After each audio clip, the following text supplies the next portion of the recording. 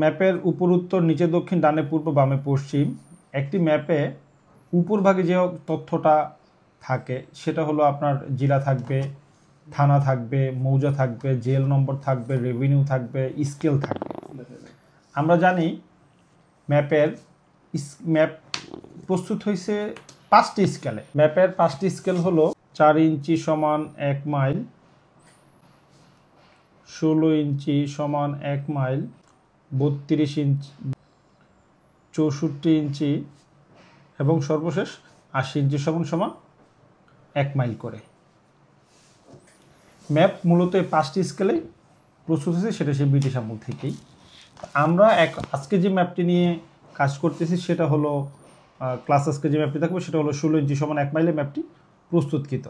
একটি ম্যাপে যে ধরনের তথ্য থাকে, এই যে এখানে আমরা দেখতে পাচ্ছি ম্যাপের বিভিন্ন সাংকেতিক চিহ্ন দেওয়া আছে, যে এইটা কি চিহ্ন, এইটা কি চিহ্ন, হ্যাঁ, আপনার এই সীমানা পিলারগুলো কোথায়, অথবা ট্রাভার্স পয়েন্টগুলো কোত্থেকে নেওয়া হয়েছে, নতুন ট্রাভার্স পয়েন্ট কোথায়, পুরনো ট্রাভার্স পয়েন্ট কোথায়, সেটা আপনি বিভিন্ন চিহ্নের মাধ্যমে সেটা চিনতে পারেন।